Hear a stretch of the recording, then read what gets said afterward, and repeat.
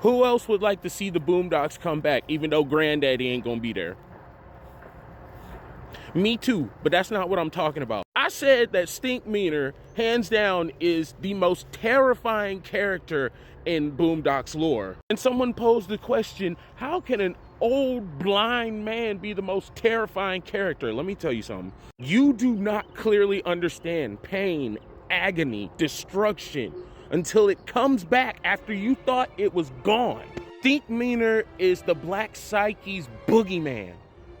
A fucking monster that shows up when anger, pride, and ego go unchecked. In a fictional world where everybody hates everybody and everybody wants to see the world burn, Stinkmeaner is a mirror that nobody wants to look into. When we first see him, Stinkmeaner comes after Granddad. They get into a fight. Granddad wins, but he loses at the same time. There were two things that were lost in this fight: Stinkmeaner's life and a piece of Granddad's personal self. And Stinkmeaner comes back through the form of possession, possessing the body of someone who would never act like Stinkmeaner.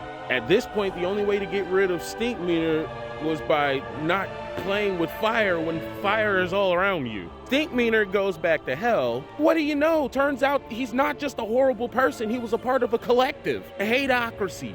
They hated each other, but they hated everybody else even more. And they showed up, not for an explanation, not for closure, but for payback. This act of hatred was conjured by true bondage. These people truly believed the shit that they were saying.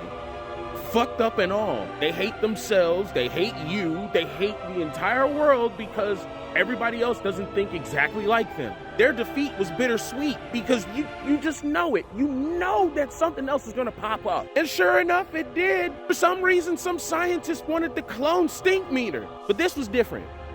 This Stinkmeaner hated because he was programmed to. Which brings on the question, can hatred be simulated?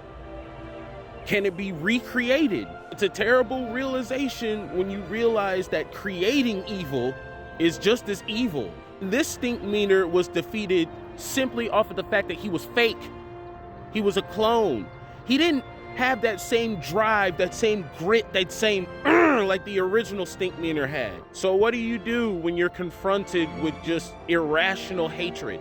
The Boondock says there's no clear answer. Evil is just evil. All I know as a person is that it's not my job to police this type of hatred. The overall goal at the end of the day is to not become this hateful. Turn the other cheek, I don't know.